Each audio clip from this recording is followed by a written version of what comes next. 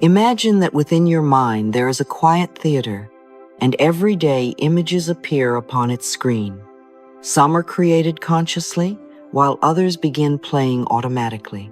You remember an old conversation, rehearse tomorrow's difficulties, or picture what might happen if something goes wrong. The mind is already creating inner experiences.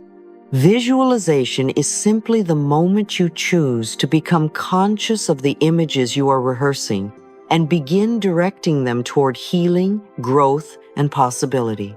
Visualization is not a dream used to escape the present. It is a purposeful inner experience.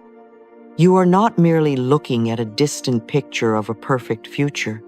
You are creating one meaningful moment with a place, sound, physical sensation, emotional quality, and clear direction. You give the mind an experience of responding in a new way. Within this inner film, you hold several roles. You are the director who chooses where the scene is going.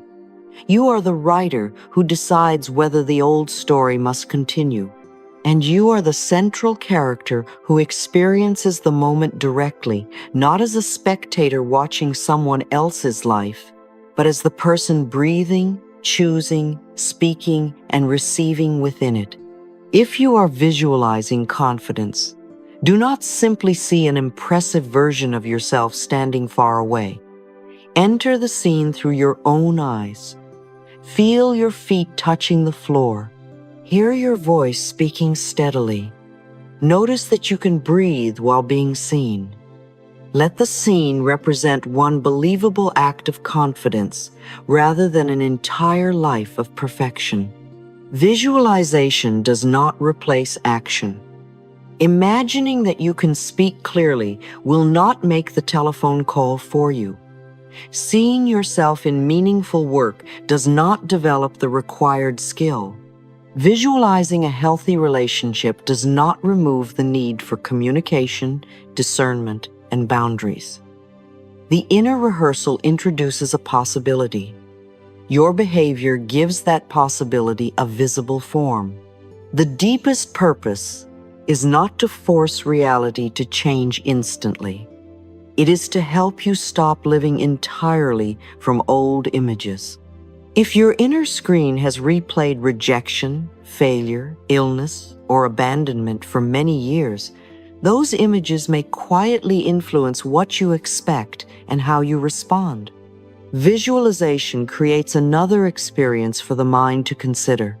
Perhaps I can meet life differently. You are already visualizing every day, whether you recognize it or not.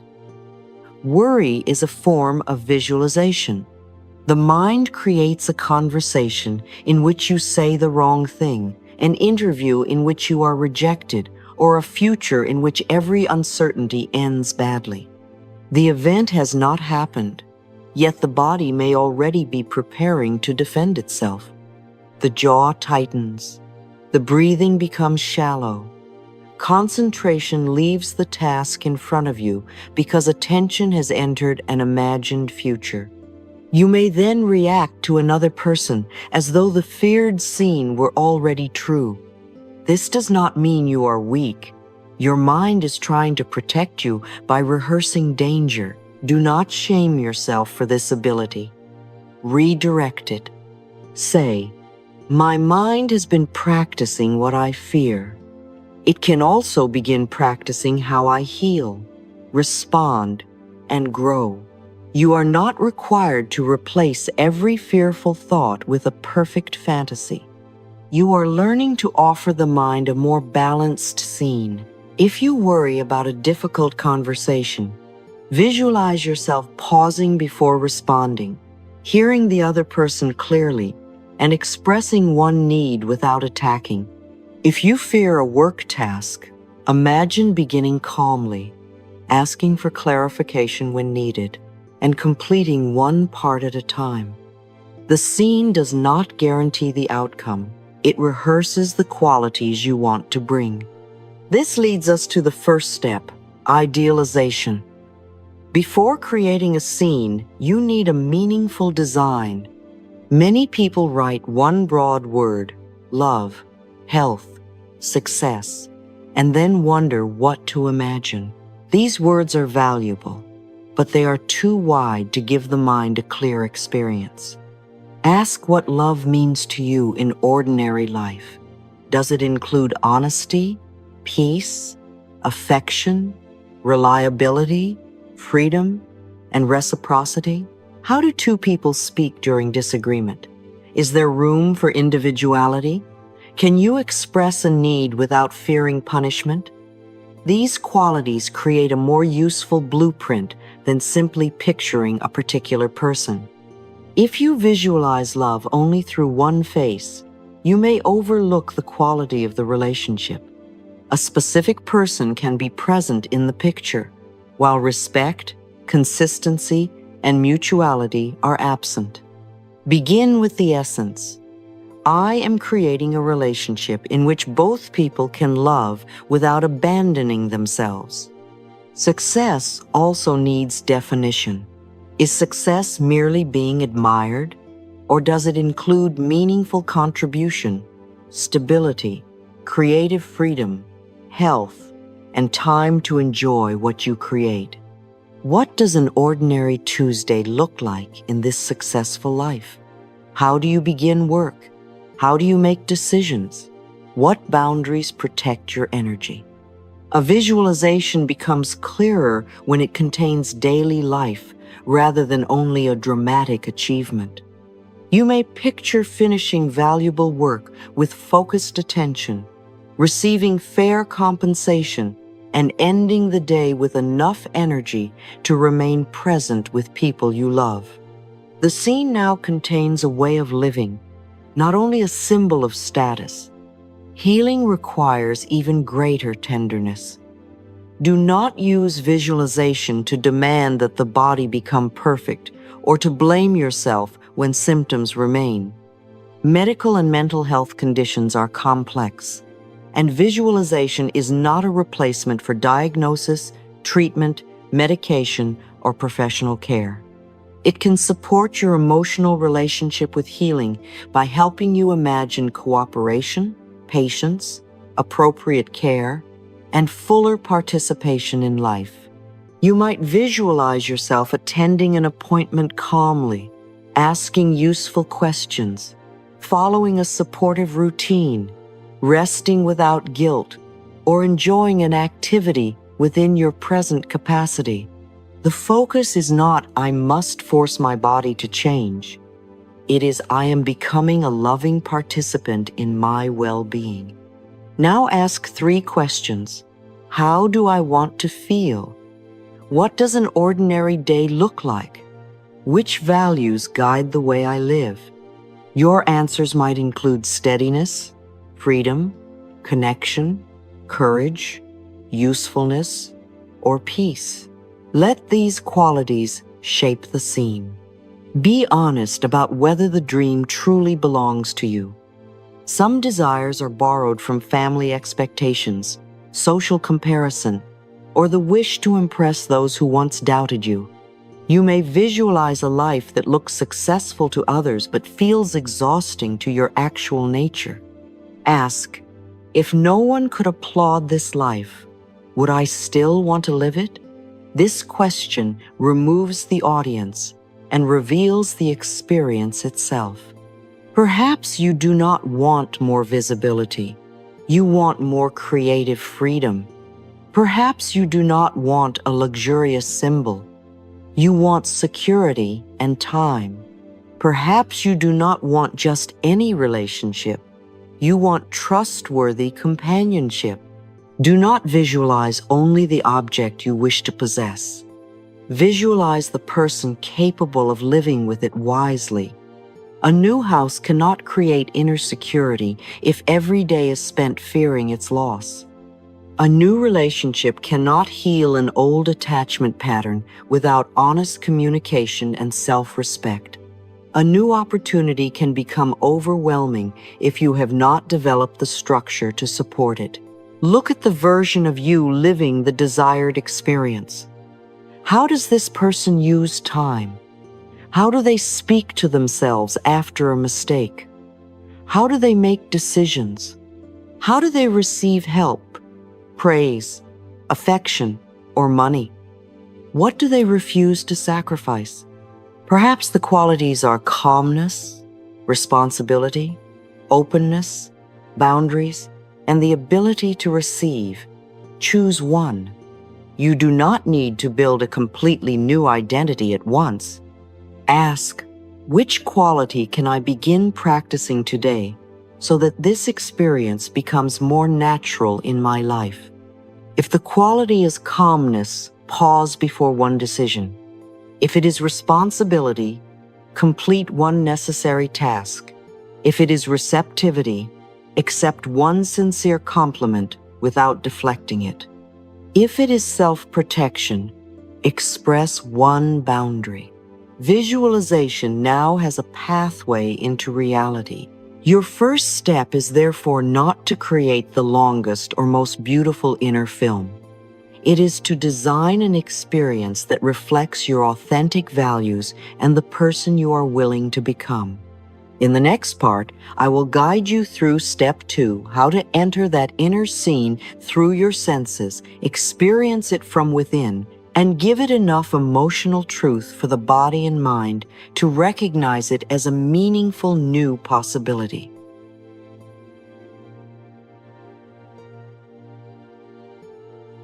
Before you create a new inner picture, it is important to notice the noise already playing in the background. A mind occupied with threat has difficulty holding a peaceful image, not because you are incapable of visualization, but because a protective part of you keeps interrupting to ask, is this safe? Can I trust it? What if I hope and become disappointed again? The first work is not to silence that part by force. It is to listen long enough for it to feel less alone. The noise may sound like, I am not good enough. Good things never last. Hope only leads to disappointment. Or, it is unsafe to be seen. These sentences may have repeated so often that they seem like objective truths. Yet many are conclusions learned through earlier experiences. They were attempts to protect you from rejection, unpredictability, humiliation, or loss. If love was inconsistent, the mind may have learned to prepare for every good moment to end. If visibility once brought criticism, hiding may have felt safer than expression. If hope was repeatedly followed by disappointment, expecting less may have become a strategy for reducing pain. These beliefs were not created because something was wrong with you. They were formed because the mind was trying to make life predictable. Do not fight the beliefs. Name them. A part of me believes that good things do not last. Then become curious. When did this begin to feel true? Whose voice does it resemble? What was this belief trying to help me avoid? Understanding the origin does not mean you must remain controlled by it. It helps you recognize that a learned belief is not the final truth. Say, this is a story I learned, not the only story available to me. You are not replacing it instantly with a statement your whole body rejects. You are loosening its authority. A little space appears between awareness and the old conclusion, and within that space, another possibility can be introduced. Healing the noise creates room. When your inner system is less occupied with constant defense, you can hear intuition more clearly, think with greater flexibility, and notice choices that fear had hidden. Visualization then becomes less like a battle between a positive picture and an opposing body. It becomes a safe exploration of what another way of living might feel like. For this reason, do not begin visualization when your body is highly activated if the practice intensifies your distress. First, slow down. Place both feet on the floor and feel the support beneath them. Look around the room and name several things you can see. Notice where you are, what time it is, and whether the present moment is safe enough for a brief inner exercise. Let your breathing remain gentle. You do not have to take enormous breaths or force a specific rhythm. A comfortable exhale may soften the jaw and shoulders. If breathing exercises feel uncomfortable, simply notice the natural breath or focus on physical support instead. Choose a posture that does not require effort. Sit with your back supported or lie down in a comfortable position. Allow the body to receive the chair, bed, or floor. Visualization should not begin with the body straining to hold itself perfectly. Say, "We do not need to create anything immediately." This is only a safe space in which to explore possibility. These words release the demand to perform. You are not taking an examination, sending an emergency request, or proving your spiritual worth. You are practicing a new relationship with your imagination. If the visualization creates pressure, make it smaller. Shorten the practice from 10 minutes to 1. Reduce the scene until it contains only one peaceful detail. Instead of trying to imagine an entirely transformed life, notice what a little relief might feel like in your shoulders. Instead of forcing joy, allow one moment of steadiness. You can say, "I am willing to experience 1% more ease." The body may accept this more readily than "everything is completely perfect." Healing is often supported by believable invitations rather than dramatic demands. Once you feel supported enough, choose one representative scene. You do not need to create an entire film containing the home, career, relationship, body, and future you desire. A clear moment can carry the essence of the larger experience. Too many changing scenes may scatter your attention and turn visualization into mental labor. For healing, you might imagine waking and feeling supported enough to enter the day gently. Perhaps you see yourself sitting up, noticing a little more comfort, and choosing an appropriate act of care. Or you picture yourself completing an ordinary activity with greater ease while remaining attentive to your limits. You may imagine receiving suitable care and feeling calm enough to ask questions. The scene does not promise a particular medical outcome or deny the condition you are facing. It represents cooperation, support, and your ability to participate meaningfully in your well-being. For love, choose a scene that demonstrates the quality of the relationship. Perhaps you are sitting across from someone during a sincere conversation. You speak without begging to be understood, and the other person listens without ridicule. Both people remain responsible for their part. You might picture resolving a small disagreement without threats, manipulation, or withdrawal. Feel the relief of not having to become smaller to preserve connection. This single scene may reveal more about healthy love than imagining a dramatic ceremony or a particular face. For work, imagine completing something meaningful and knowing you gave it focused attention. Hear someone offer specific, respectful feedback. See yourself presenting your ability without apologizing for being visible. Let the scene contain purpose, steadiness, and responsible confidence. The moment must represent the essence rather than merely proving that you possess the result. Do not only see the office, partner, house, or bank balance. Notice how you are living differently. Are you calmer, more honest, better organized, more able to receive, more faithful to your values? Now enter the scene from within. Many people visualize themselves from a distance, as though watching an actor in a film. This can be inspiring, but an immersive rehearsal becomes more immediate when you look through your own eyes. You are not watching yourself enter the room. You see the room as you enter it. What is directly in front of you? Notice only a few useful details.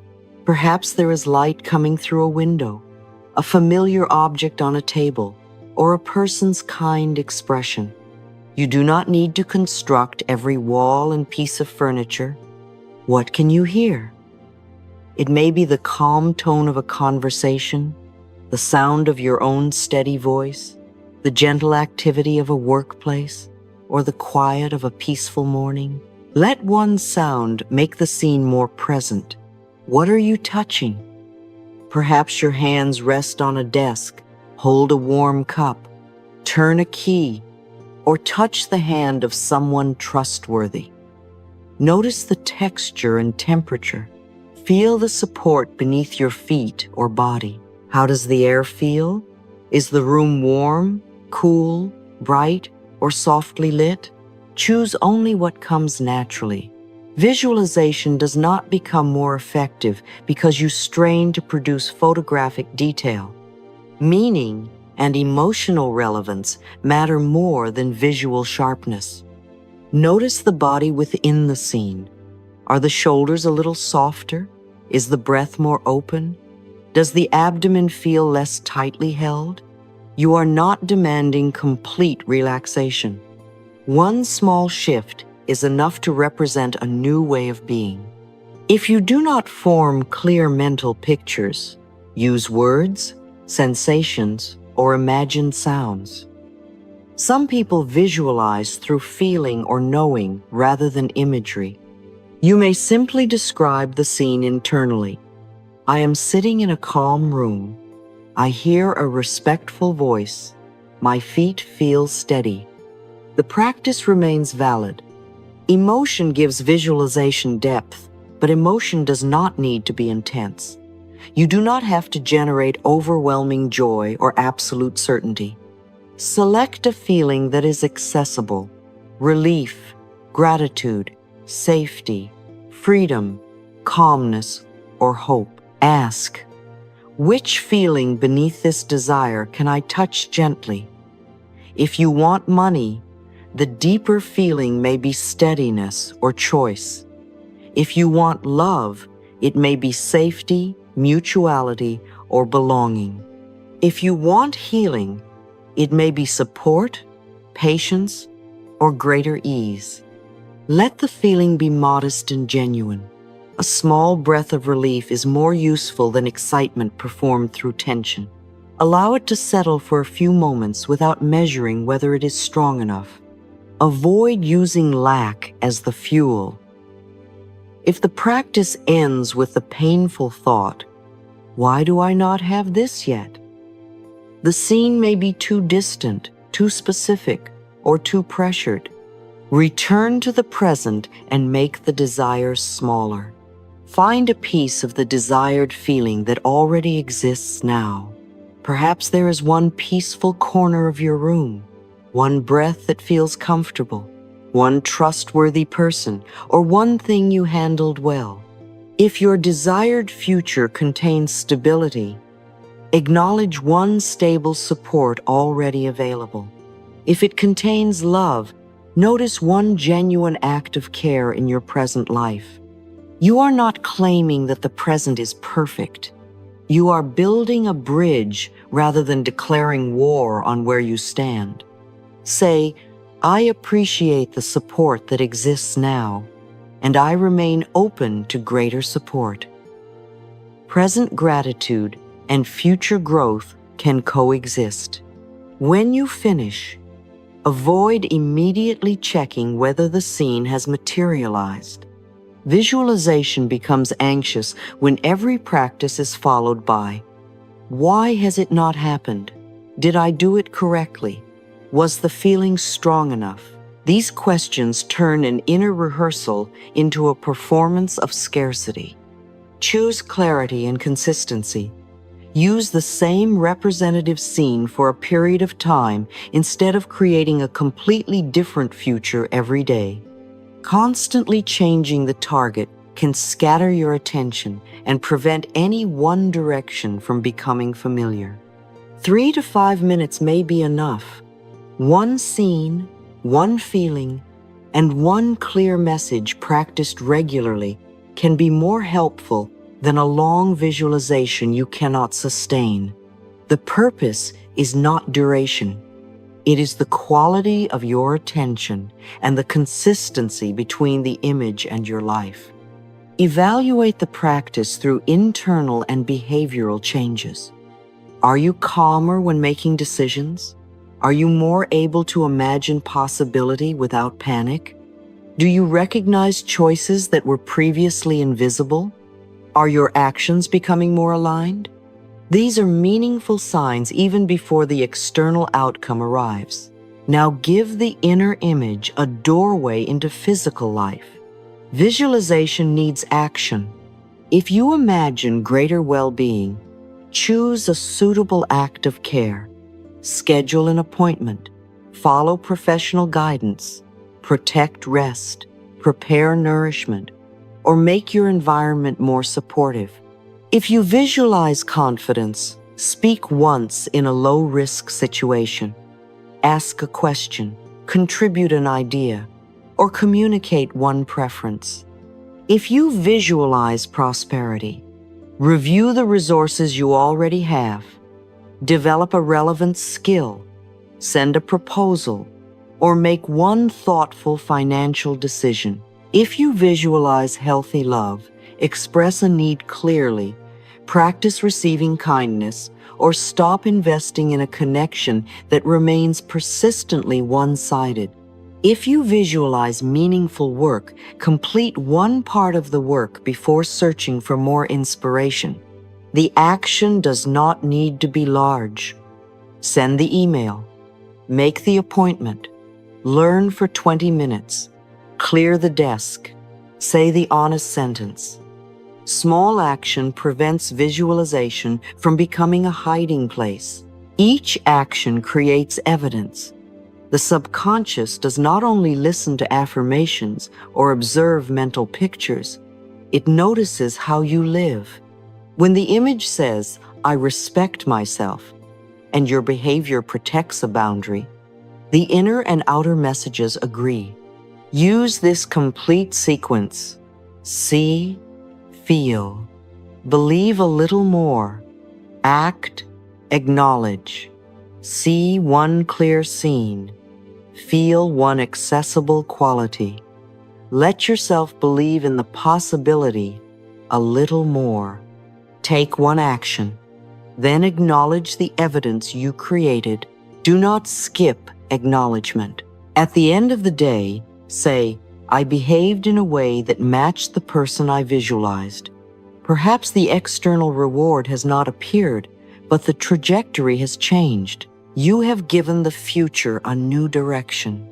When visualizing for healing, remain in partnership with the body. Do not deny current symptoms, diagnoses, limitations, or the need for professional care. Visualization may support relaxation, coping, hope, and adherence to helpful actions, but it does not replace medical or mental health treatment. Imagine the body receiving support rather than being forced to perform. See yourself resting, being cared for, following a suitable plan, and using available resources. Let the scene communicate companionship rather than pressure. Say to the body, "Thank you for every way you have tried to protect and sustain me. I am willing to cooperate with the process of recovery." Cooperation includes listening to symptoms, asking questions, accepting help, and adjusting expectations when needed.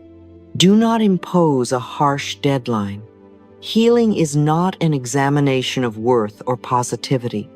A slow process does not mean you failed to visualize correctly. Bodies and minds heal within complex realities and individual timelines.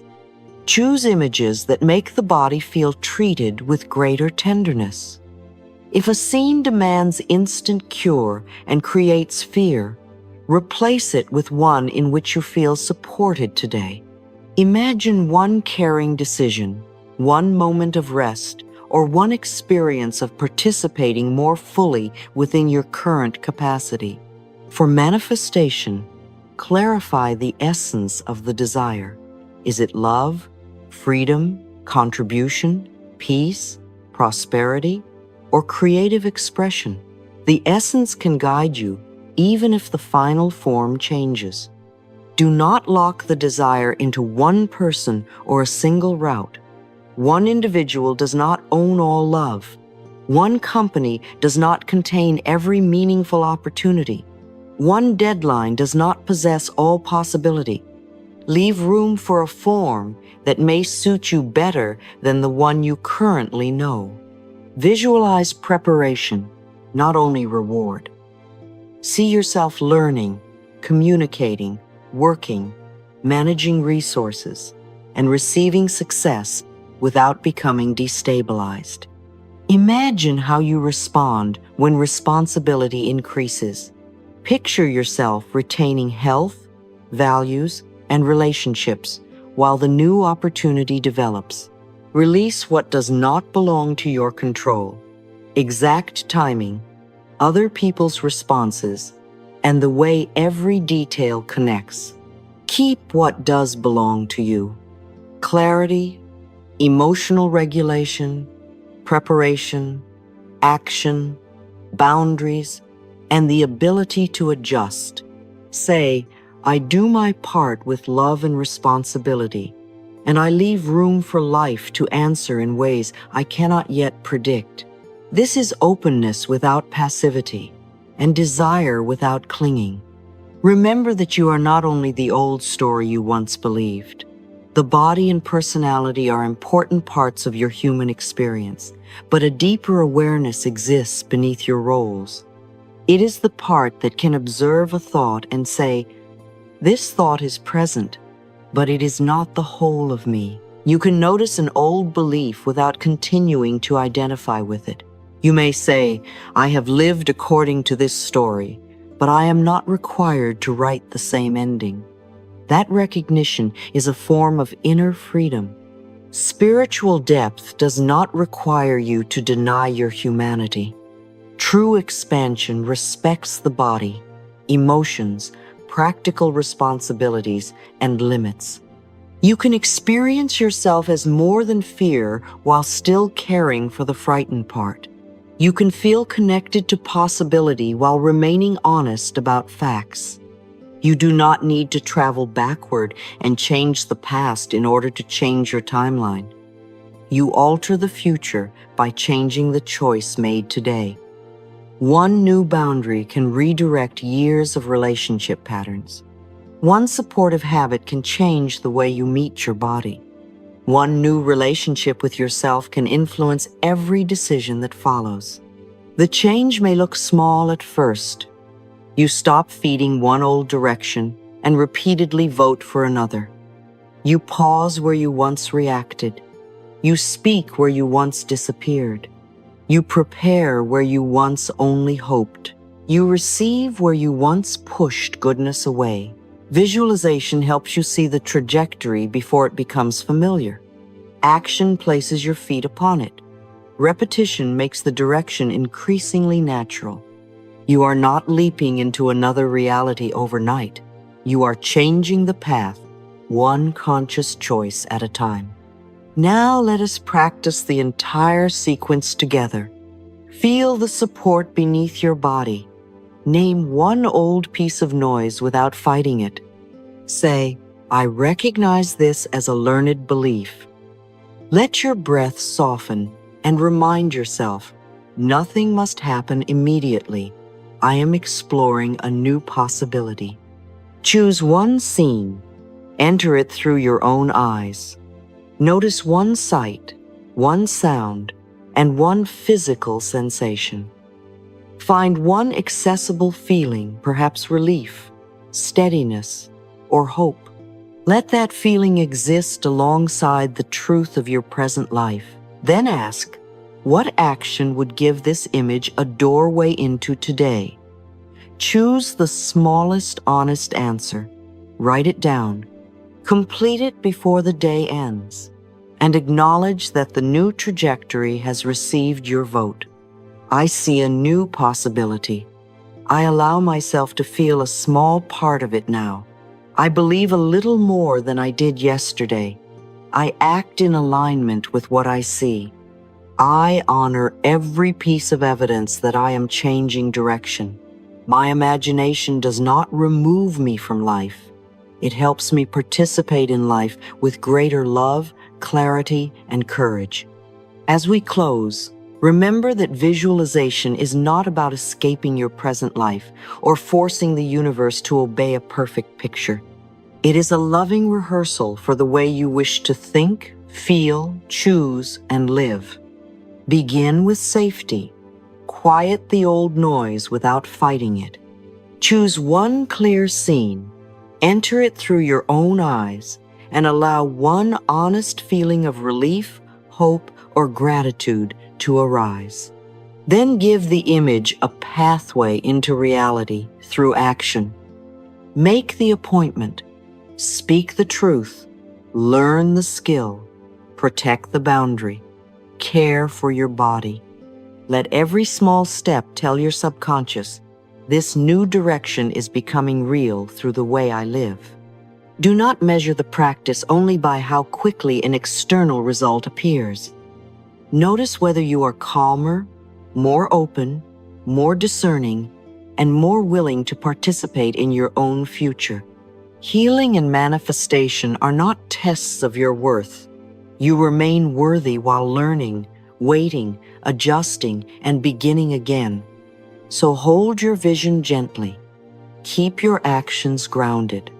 Release the timing you cannot control. And say, I am willing to see my life through the eyes of love. I welcome new possibilities, and today I take one peaceful step toward them.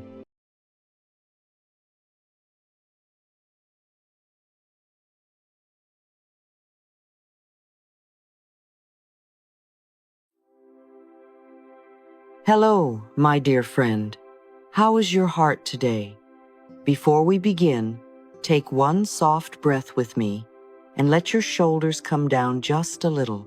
I know how tiring it can be to chase something you deeply want, to chase a person's attention, to chase an answer, to chase a door that keeps moving farther away, to chase a blessing while wondering, if I stop trying so hard, will I lose it forever? But sweetheart, let us speak gently to that frightened part of you today.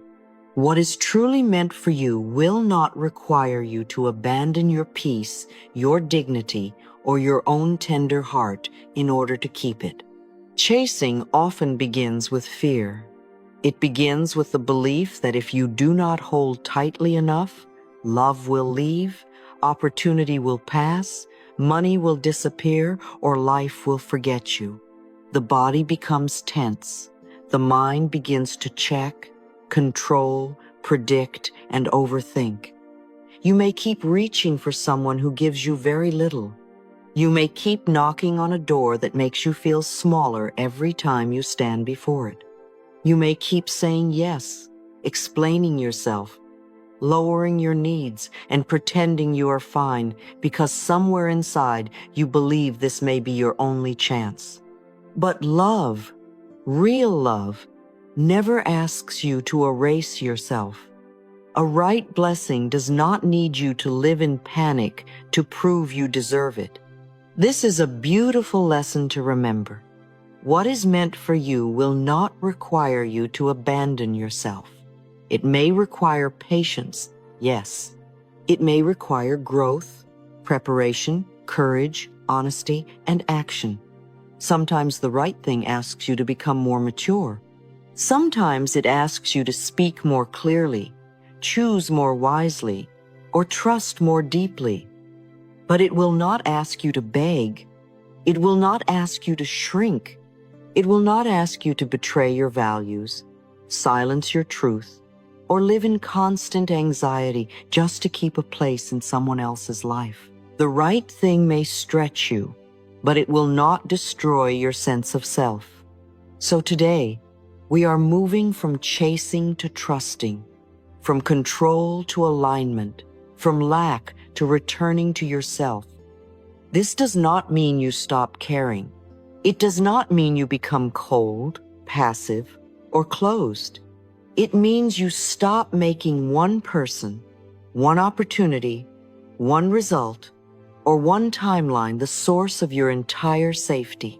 You come home to yourself and say, I can desire this, but I will not lose myself for it.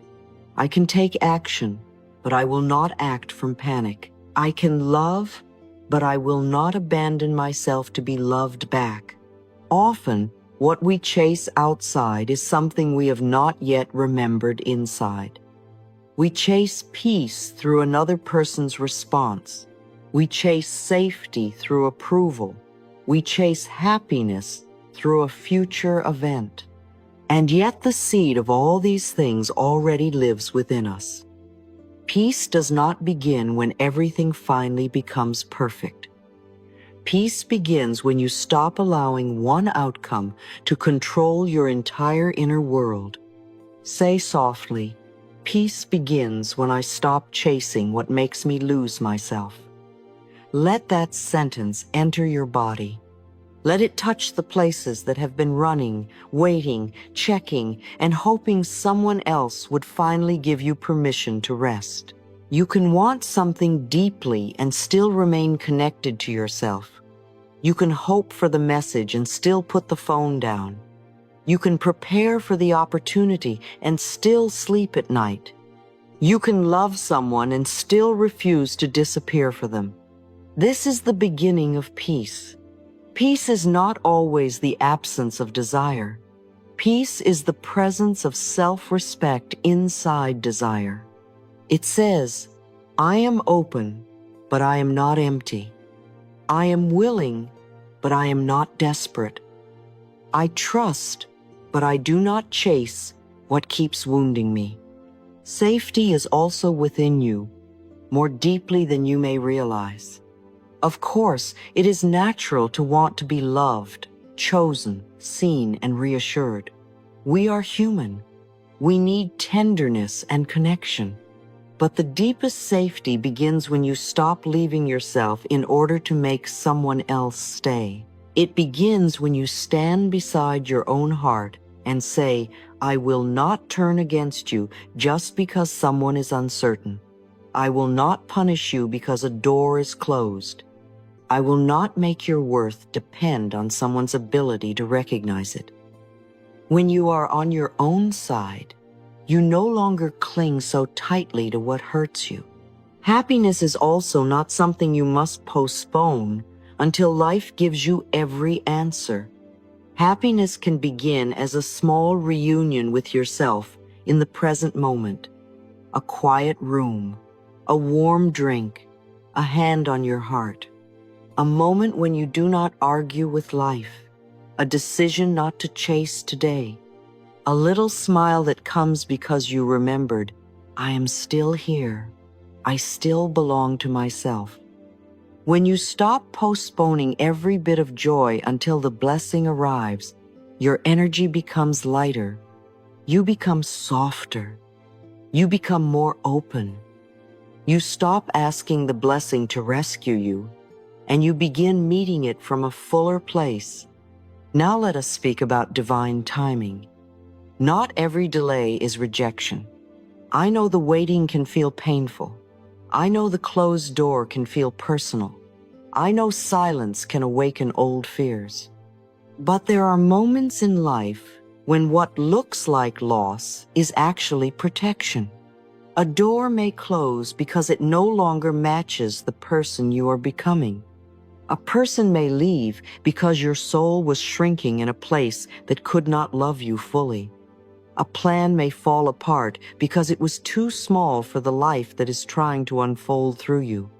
Sometimes a failure redirects you to the path you would not have chosen but deeply needed. Sometimes a rejection frees you from something that could have kept you tied to a smaller version of yourself. Sometimes the waiting season ripens you.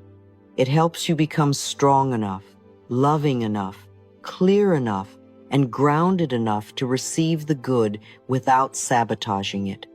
If the blessing came before you believed you were worthy of it, you might push it away. If the relationship came before you had learned self-respect, you might lose yourself inside it. If the opportunity came before your inner world was ready, you might be too frightened to stand in it. So breathe, dear one. Life is not punishing you. Life may be redirecting you. Life may be preparing you for something more aligned. And while you wait, you do not need to chase what costs you your peace. Return to yourself. Return to your body. Return to your joy. Return to the quiet knowing that what is truly meant for you can find you without requiring you to become less than who you are. Say gently now, I stop chasing what makes me lose myself. I trust divine timing. I return to my own heart. What is meant for me can meet me in peace, dignity, and love.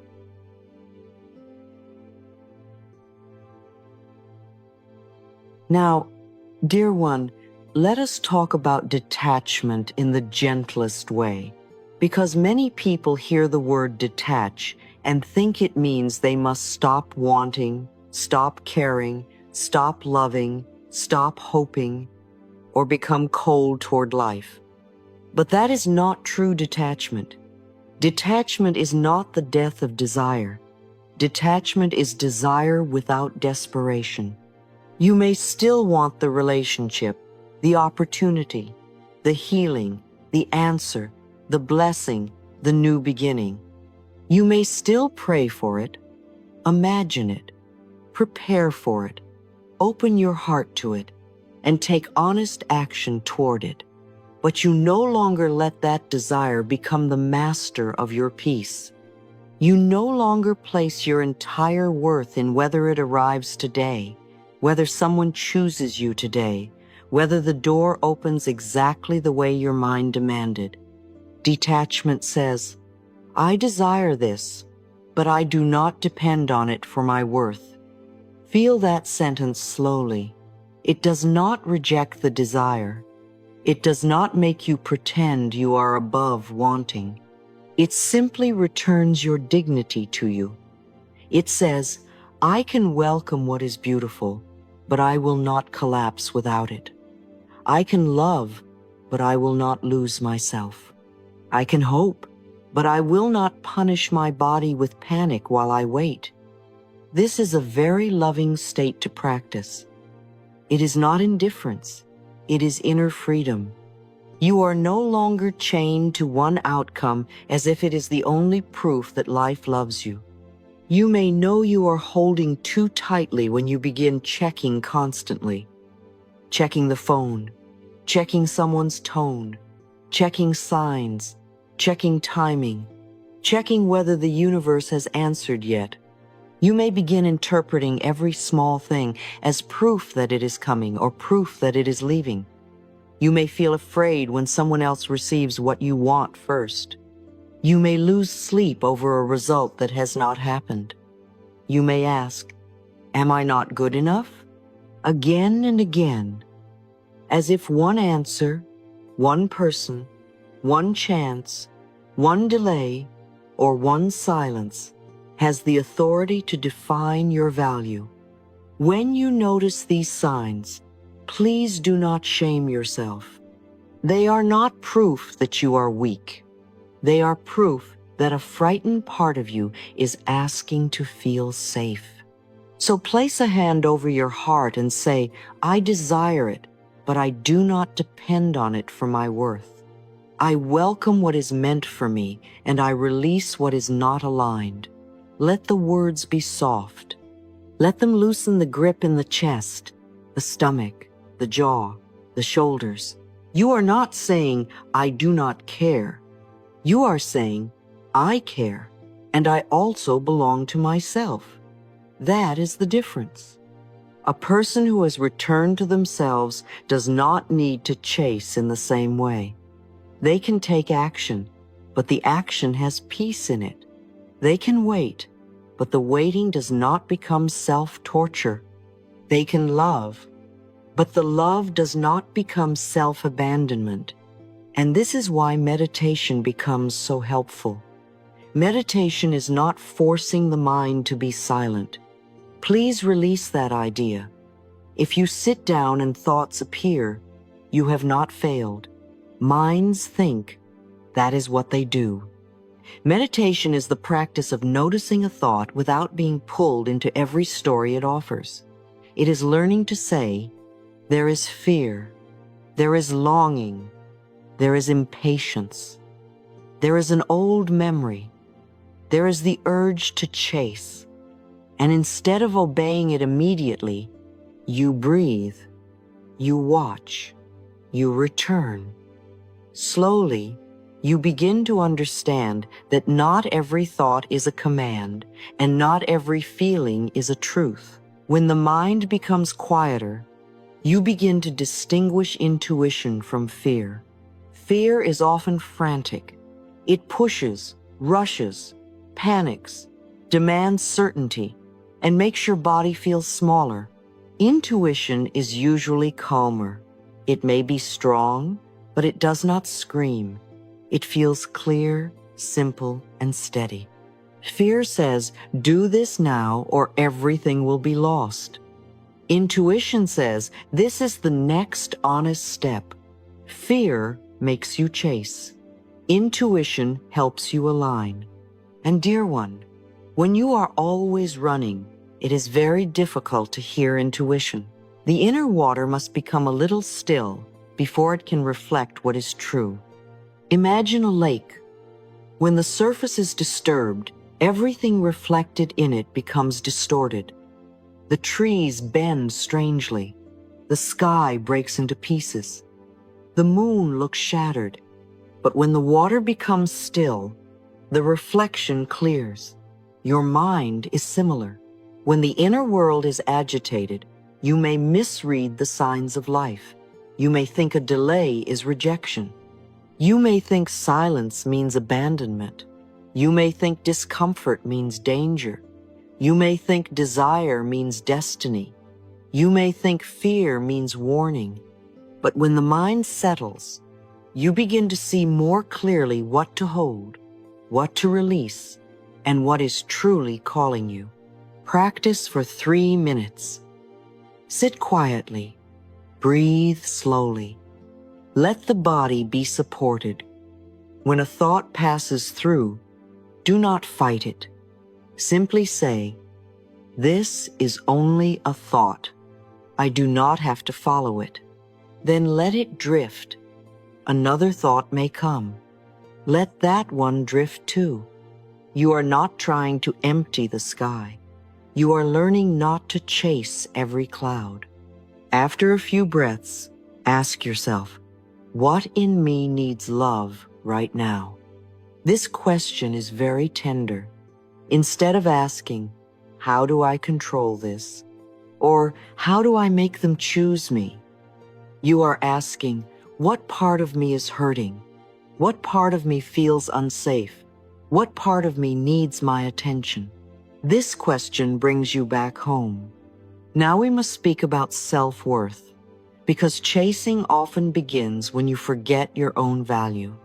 When you believe you must be chosen in order to be enough, you may begin trading away your standards, your needs, your voice, and your inner knowing. You may tolerate confusion because you are afraid clarity will make someone leave. You may accept too little because you fear asking for more will close the door. You may say yes while your whole body is whispering no. You may keep trying to prove that you deserve love, money, opportunity, respect, or kindness. But what is right for you will not ask you to betray your soul in order to receive it. Let this be a loving question. Am I pursuing this from love or from fear that I have no other choice. Do not answer too quickly. Feel it in the body. When something is pursued from love, even if it requires courage, you often feel expanded. You feel more honest, more alive, more connected to your values. You may feel nervous, but not erased. When something is pursued from fear, the body often contracts. You feel smaller, desperate, tense, ashamed, or willing to abandon yourself just to keep it. This is information. Your body may be telling you, this is not peace. This is old fear asking to be healed.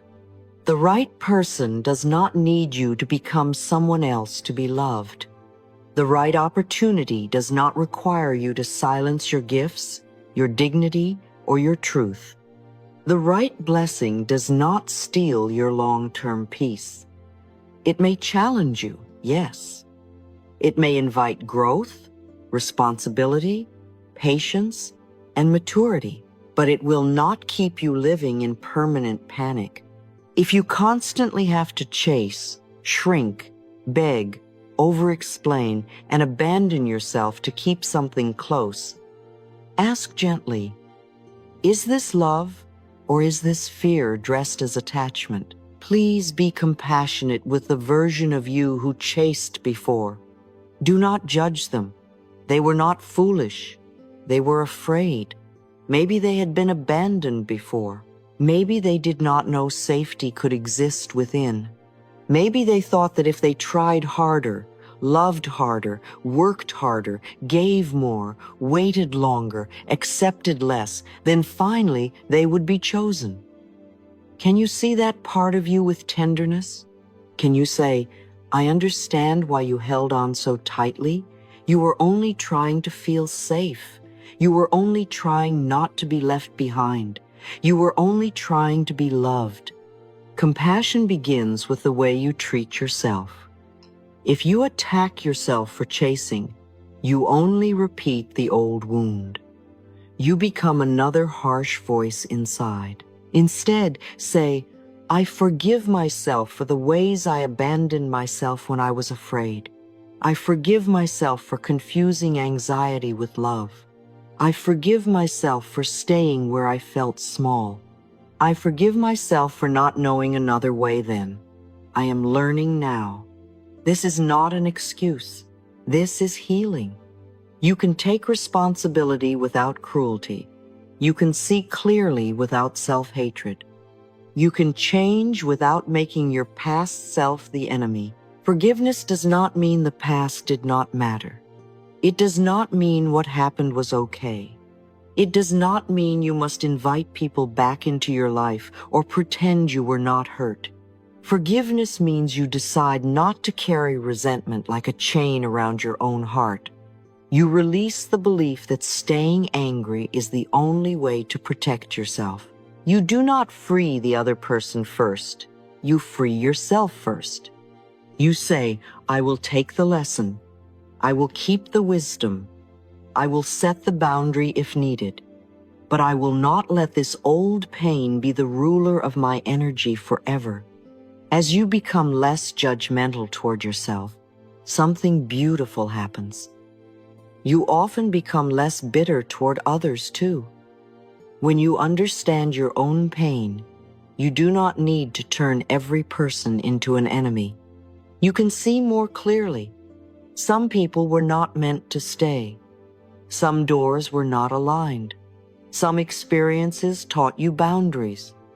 Some disappointments showed you where you were still abandoning yourself. Compassion softens your energy, but it does not remove your discernment. It allows you to move forward without a closed heart. And when your energy softens, what is right for you can come closer because you are no longer surrounded by the sharp edges of resentment. There are signs that you are no longer chasing. The first sign is that you stop forcing answers to arrive immediately. You still desire clarity. You still appreciate honesty. You still want to know where you stand. But you no longer torture yourself while waiting. You do not make every hour of silence a verdict on your worth. You do not treat uncertainty as proof that you have been abandoned by life. You breathe, you return, you say, clarity will come. I can be with myself until it does. That is growth. Another sign is that you return to caring for your own life. You eat, you sleep, you work, you clean the room, you pray, you meditate, you speak with friends, you take care of your body. You reconnect with the person you are outside of the desire. This is very important. When you are chasing, one thing can take over the whole day. One person, one answer, one possibility, one fear. But when you stop chasing, you remember, my life is still mine. My body still needs care. My home still needs love. My heart still needs gentleness. My purpose still needs attention. You stop letting what has not arrived destroy what is already here. Another sign is that you no longer feel jealous of someone else's path in the same painful way. You may still notice longing because you are human, but you understand that what belongs to them does not take away what belongs to you. Their love does not cancel your love.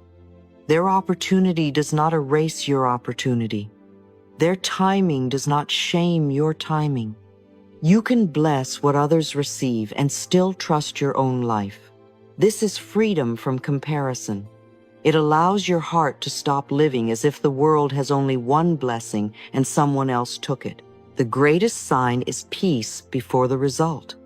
This is deep.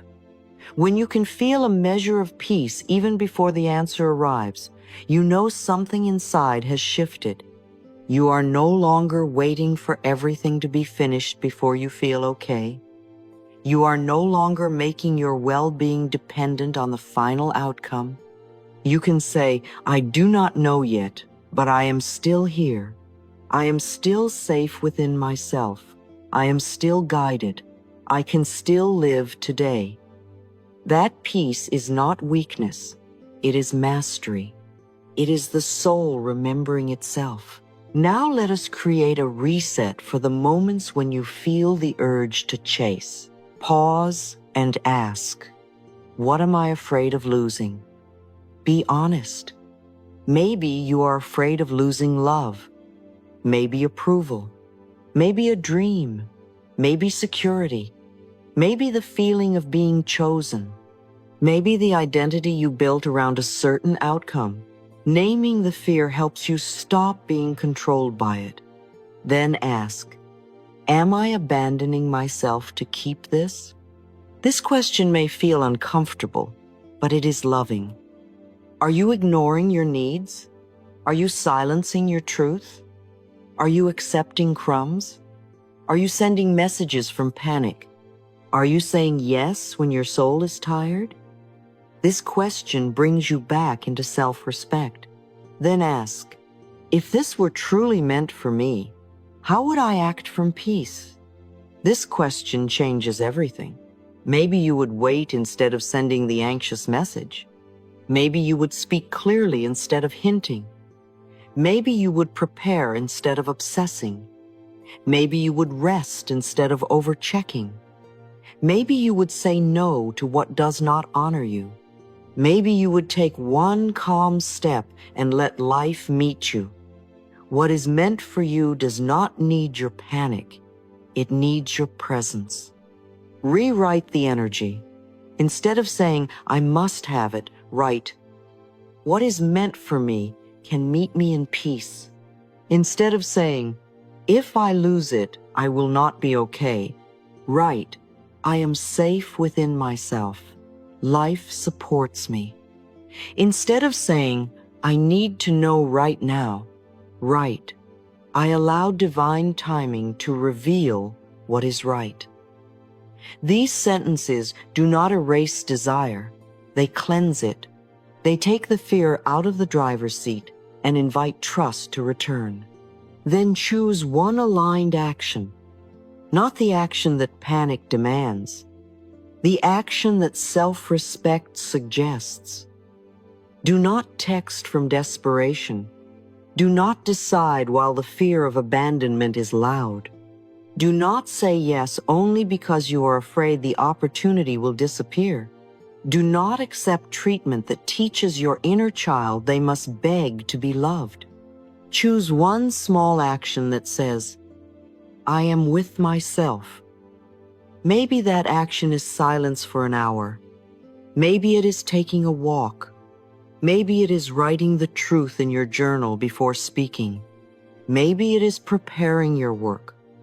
Maybe it is sending a message from calm instead of fear. Maybe it is letting the door close without chasing it down the street. Dear one, you do not need to chase what makes you lose yourself. You do not need to force a door open with fear.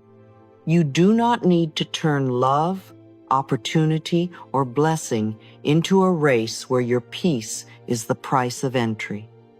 What is right can meet you in peace. What is aligned can still require action, yes, but not self-betrayal.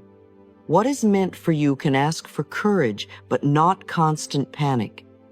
It can ask for growth, but not the death of your dignity. Carry these sentences with you. What is meant for me will find me. I am already safe within myself. I release what is not aligned with love.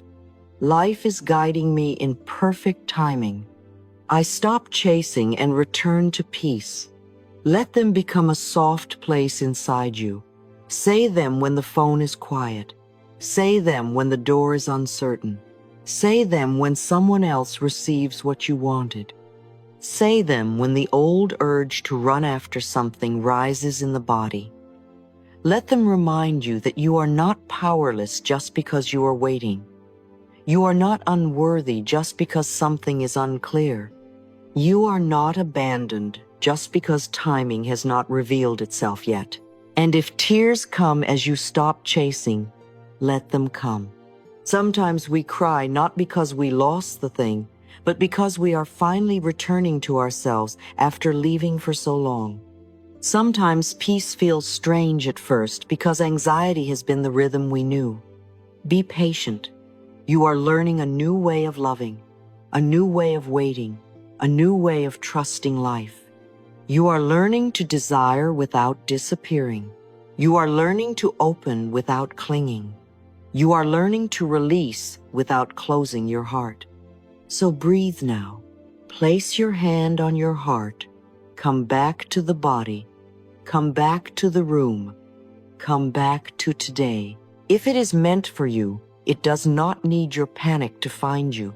If it is not aligned, your chasing will not make it good for your soul. Let the right things arrive through peace, truth, timing, and self-respect. Let life show you what can stay without you begging. Let love meet you where you are, whole. Let opportunity meet you where you are ready. Let blessings meet you where your hands are open but not desperate. If you believe that what belongs to you will arrive in the right time, write in the comments, "What is meant for me will find me." Let this be more than a sentence. Let it be a turning point. Let it be the day you stop running after what keeps taking you away from yourself. Let it be the day you return to peace, return to dignity, return to your own heart. What is meant for you will find you. And when it does, may it meet a version of you who is no longer chasing, but standing calmly in love, ready to receive what is truly aligned.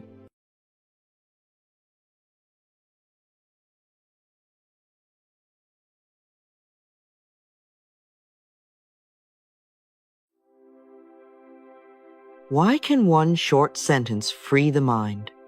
Let me explain it in a scientific way. When the mind is suffering, it is often not only because something is happening outside of you, it is also because the nervous system has attached your safety, your peace, or your worth to one specific outcome. The mind says, "This must happen, or I will not be okay." It says, "This person must choose me. This plan must work. This answer must come today. This door must open exactly the way I imagined."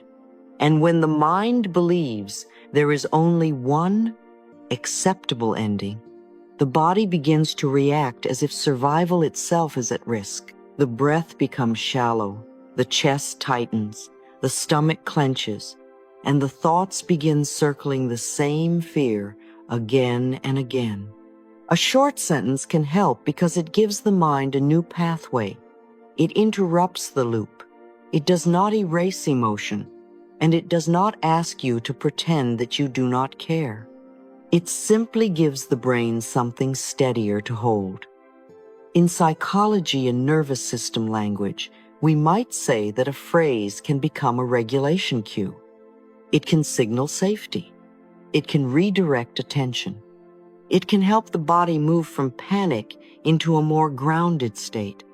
This is why simple words, repeated with softness, can be so powerful, not because the words are magic by themselves, but because the state they create inside you begins to change the way you think, choose, breathe, and respond. These 5 phrases are like small switches. They are not meant to deny your feelings. If you are sad, you can be sad. If you are afraid, you can acknowledge the fear. If you are disappointed, you do not need to smile falsely. But these phrases help you stop drowning in the first wave of emotion. They give the adult part of you something calm to say to the frightened part. Each phrase works on a different layer: attachment to outcome, control, safety, adversity, and trust. And when the right phrase meets the right fear, something inside begins to loosen. The first phrase is, "I'm good either way." Say it gently. Do not say it with bitterness. Do not say it as if you are trying to prove that you do not care. This phrase does not mean, "I have no desire." It does not mean, "Nothing matters to me." My peace and my worth are not completely dependent on one result. It means, I can want this, but I do not need to lose myself if it unfolds differently. It means, I am still whole even before the answer comes. Use this phrase when you are waiting for a message. Use it when you are waiting for a job response. Use it when you are wondering whether someone will choose you or leave. Use it when a plan feels uncertain and your mind begins to make one outcome the center of your life. The anxious mind says, "If this does not happen, I cannot be okay." But the healing mind says, "I'm good either way. I may feel disappointed. I may need a moment. I may grieve. But I will not disappear. I will not abandon myself. I will not place my dignity in someone else's hands." This phrase returns your power to you. It cuts the emotional cord that says, "Only this can save me." And dear one, that is freedom, because you can still desire beautiful things. You can still pray. You can still hope. You can still take action, but you are no longer begging life from a place of inner collapse. You are standing within yourself. You are saying, "I am open to good, but I am not empty without it." That is a very different energy. Imagine waiting for a message from someone you care about. The old mind checks the phone, creates stories, imagines rejection, and begins shrinking.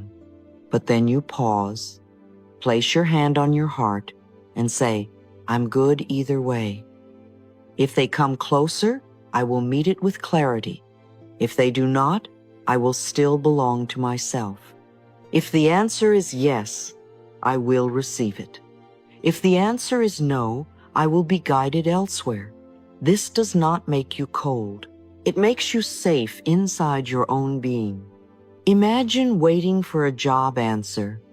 The old mind says, if they do not choose me, I am not good enough. But you say, I'm good either way. If this door opens, beautiful. If it does not, my value remains. My skills remain. My path remains. Another door can find me. The answer may guide me, but it does not define me. This is how the sentence heals. It teaches the nervous system that uncertainty is uncomfortable, but it is not the same as danger. The second phrase is, the universe does it. Now let us be very clear. This phrase does not mean you do nothing. It does not mean you avoid responsibility or wait for life to fix everything while you refuse to participate. It means that after you have done your part, you stop interfering with anxiety. You stop trying to mentally control every person, every timeline, every detail, every invisible movement. You do your honest work, and then you let life arrange what your small mind cannot arrange alone. There are moments when you have sent the email, had the conversation, prepared the application, apologized, made the decision, done the work, planted the seed, and yet the outcome is not visible. The mind wants to keep pushing. It wants to check, repeat, worry, rehearse, manipulate, predict, and control. But this is where you breathe and say, the universe does it. I have done my part. Life can now do what life does. Connections can happen. Timing can unfold. People can make choices. Doors can open or close. What is meant for my good can find its way. This phrase helps you put down the burden without putting down your faith. It says, I am not responsible for controlling every variable. And oh, how freeing that is. Many of us carry invisible responsibilities that were never ours. We try to control how others feel when they answer, what they choose, how they perceive us, whether the plan works perfectly, whether the future arrives on schedule. That is too heavy for one heart. The universe does it means there is a larger intelligence moving with me. I can cooperate, but I do not have to carry the whole sky. Use this phrase when you have tried and the result is still unclear. Use it when there are too many moving parts outside your control. Use it when the mind wants to manage every detail because it is afraid of being disappointed. Say, the universe does it, not with resignation, but with trust. Not as an escape, but as surrender. Not as laziness, but as emotional wisdom. You have your part, and life has its part. Peace comes when you stop trying to do both. There are things the small mind cannot arrange, but life can. The small mind sees only the surface. It sees the delay, the silence, the closed door, the confusing timing. But life may be moving people, preparing conditions, protecting you from what is not aligned, and guiding you towards something you could not yet imagine. When you say, the universe does it, you allow space for unseen order. You stop crowding the process with fear. You begin to trust that what is truly meant for your growth, healing, and highest good does not need to be forced through panic. So today, when the mind grips one outcome, say, I'm good either way. When the mind tries to control what is no longer yours to control, say, the universe does it. Let these phrases become soft hands on the shoulders of your anxious self. Let them remind you that you can care without clinging, act without panic, hope without collapsing, and surrender without giving up. You are not powerless. You are learning where your power truly belongs.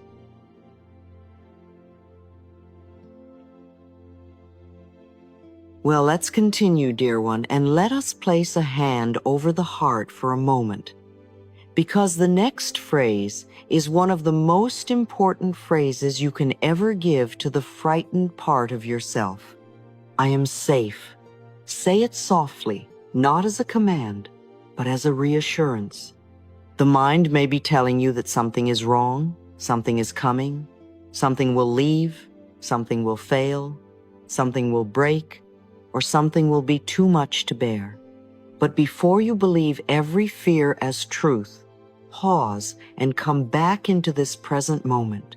Feel the chair beneath you, the ground beneath your feet, the air moving in and out of your body. Often the feeling of fear is real, but the danger may not be happening in this exact moment. I am safe is a phrase that brings the nervous system back to now. It teaches the body that a memory is not the same as the present, a fear is not the same as a fact, and a sensation is not always a signal that you are truly in danger. When you are afraid of being abandoned, say, I am safe. When you are afraid of failing, say, I am safe. When the chest becomes heavy, the stomach tightens, the throat closes, the shoulders rise, or the mind whispers, I cannot handle this, say, I am safe. You are not saying that everything is perfect. You are saying, in this breath, I am here. In this body, I can return. In this moment, I do not have to abandon myself.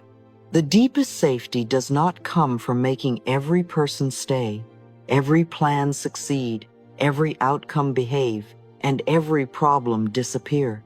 That kind of safety would be impossible to maintain because life moves, people choose, plans shift, and seasons change.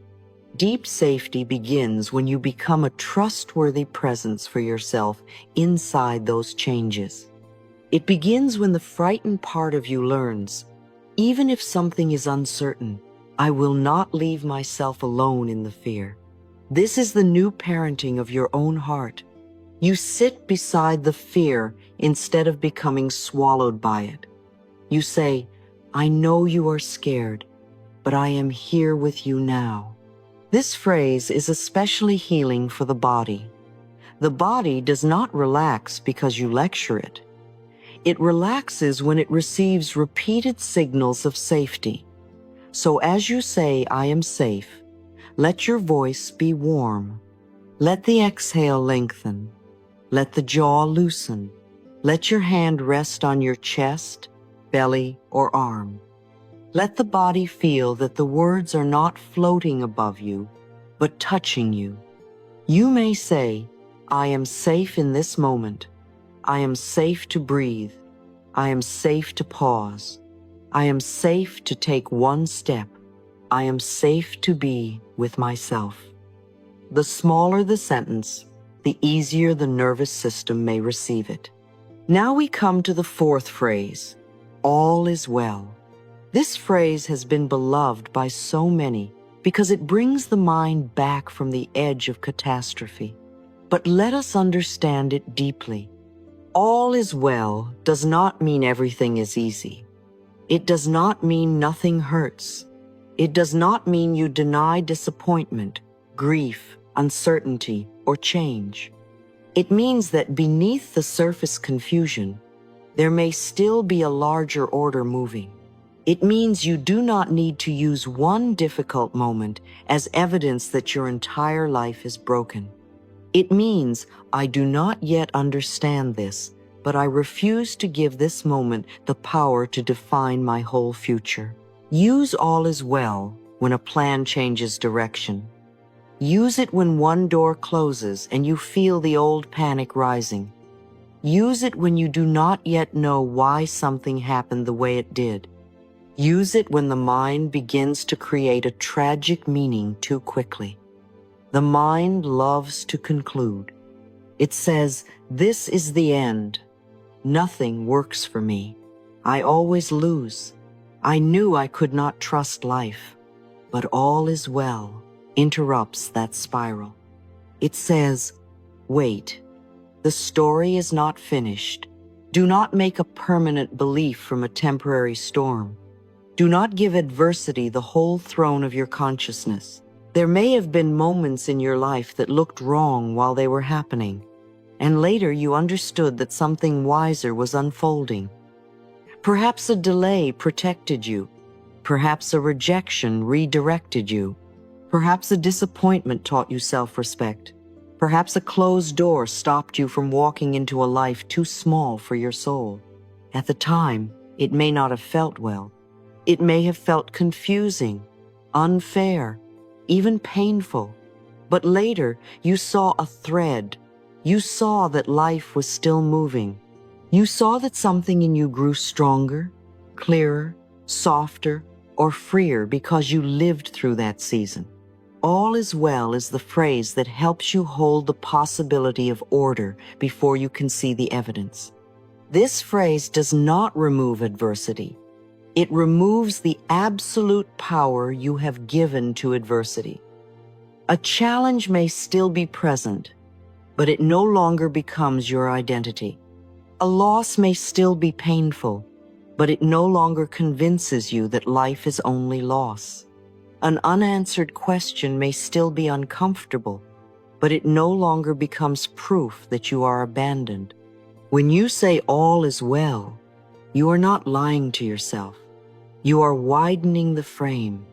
You are letting the heart remember that life is larger than this hour, this disappointment, this waiting, this fear. Now we come to the fifth phrase, I trust life. This is the phrase that completes the movement of letting go. First, you returned your dignity with I'm good either way. Then you put down control with the universe does it. Then you soothed the body with I am safe. Then you widened your vision with all is well. And now, with I trust life, you begin walking forward without being constantly guarded against the future. You stop treating life like an enemy that must be outsmarted. You begin to feel that even when you do not know the next answer, you can still be guided. Trusting life does not mean you will never feel pain. It does not mean everything will always happen exactly as you prefer. It does not mean you become passive, naive, or blind to reality. Trusting life means you believe that you can learn, recover, grow, receive support, and open to something better, even after difficult experiences. It means you believe guidance can reach you. It means you believe your path is not over because one chapter is hard. It means that somewhere beneath fear, there is still a part of you willing to say, life can help me. Life can teach me. Life can surprise me with good. Use I trust life when you are beginning a new chapter. Use it when you do not know the next answer. Use it when you are standing at the edge of change and the old self wants to run backward into what is familiar, even if what is familiar is painful. Use it when you want to stop living from old fear. Say, I trust life, and let it be a little bridge between where you have been and where you are going. You do not need to see the whole road. You only need enough trust to take the next honest step. Trust grows by walking, not by demanding the whole map in advance. There is a beautiful softness that comes when you begin to trust life again. You still have discernment. You still make choices. You still set boundaries. You still honor your body and listen to wisdom. But you stop living as if every unknown is a threat. You begin to feel that the future is not only a place where things can go wrong, it is also a place where healing can unfold, help can arrive, doors can open, love can deepen, and new versions of you can be born. I trust life allows the heart to face forward again. Now let us make these 5 phrases practical in one ordinary day. When you are worried about an outcome, say, "I'm good either way." You can want the message, the answer, the opportunity, the plan, or the yes, but you do not need to make it the owner of your worth. When you want to control every detail, say, "The universe does it. You have done what you can do." Now stop adding anxiety to the process. When your body becomes afraid, say, "I am safe."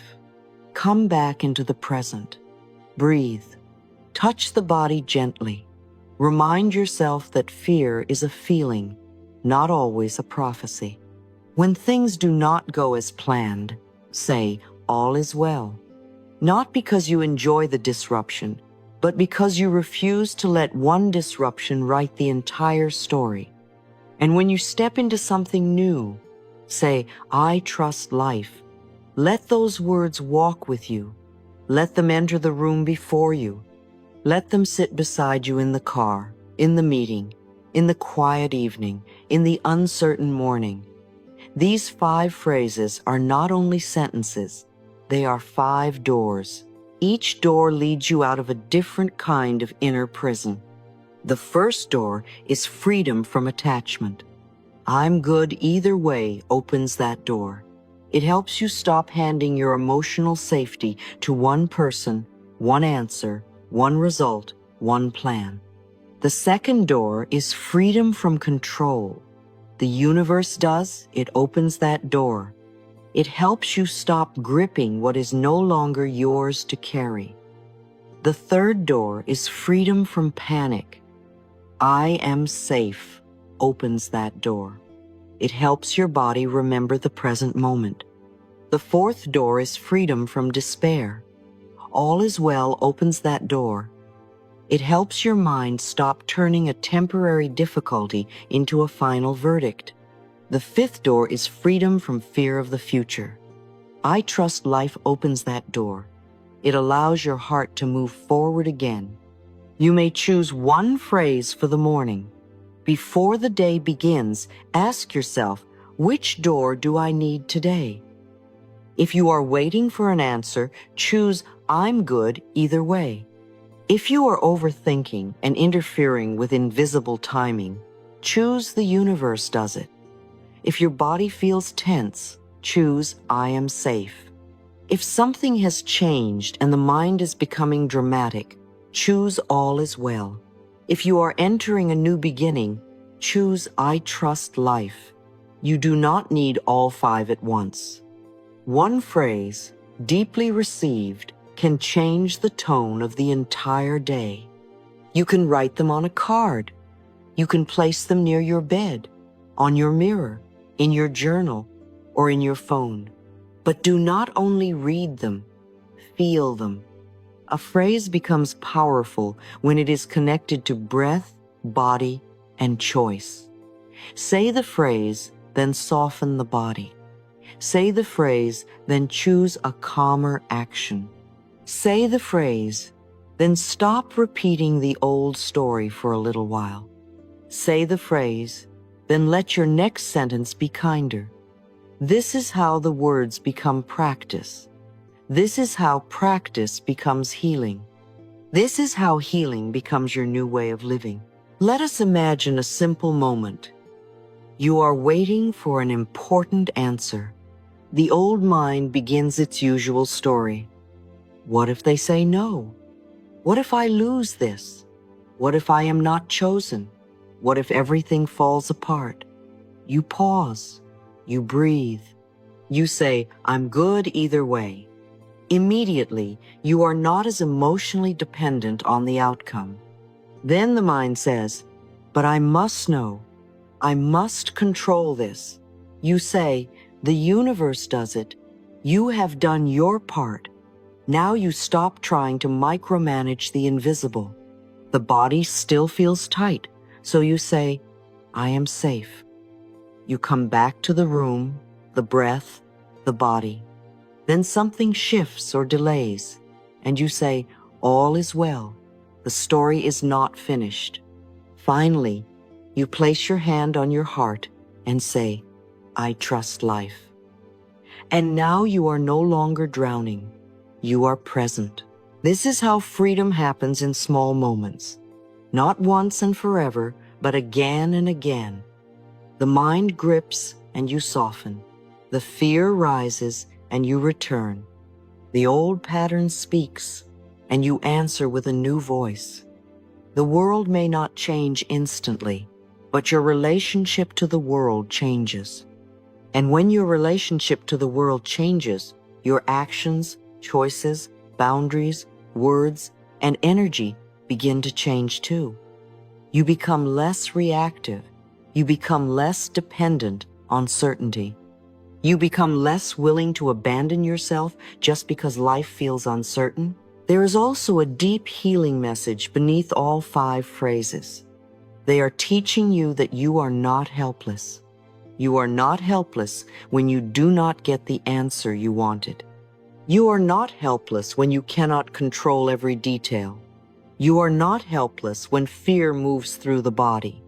You are not helpless when plans change. You are not helpless when the future is unknown. You have a place to return. You have words that can hold you. You have breath. You have presence. You have the ability to choose again. Say now, slowly, I am safe. All is well. I trust life. I release the outcome and allow peace to return to me. Let these words become a soft blanket around the heart.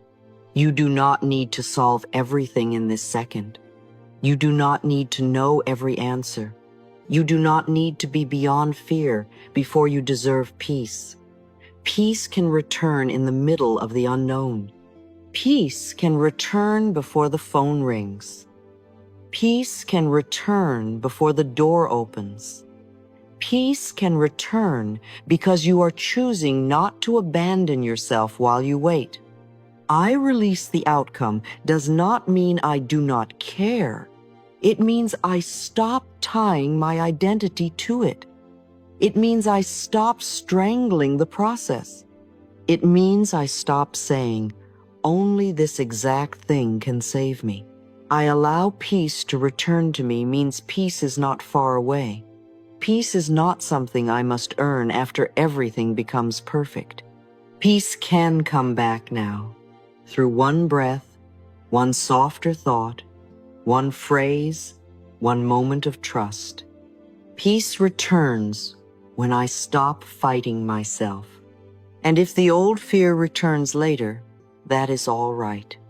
You have not failed. The mind may need repetition. The body may need many reminders. The heart may need time. Healing is not about never being triggered again. Healing is about knowing how to come home more gently when you are triggered. These 5 phrases are pathways home. Use them with love. Use them without pressure. Use them when the mind gets loud. Use them when the heart feels tired. Use them when you are standing in the doorway of change. Let us close by blessing these 5 doors of freedom. May I'm good either way return your dignity to your own hands. May the universe, does it help you, place down the burden that was never yours to carry. May I am safe, bring your body back to the present moment. May all is well keep you from making despair your religion. May I trust life, open your heart to the future again. May these words travel with you, not as empty phrases, but as living reminders that peace is available, guidance is possible, and you do not have to grip life so tightly to be held by it. So today, choose the phrase you need most. Whisper it while you breathe. Write it in your journal. Say it in the mirror. Repeat it before sleep. Let it interrupt the old story. Let it soften the body. Let it remind you that you can care deeply and still be free. And if you are ready to let go a little more gently today, write in the comments, I trust life. Let this be your promise, not that you will never feel afraid, but that fear will no longer be the only voice you follow. You are safe. All is well. You can trust life again.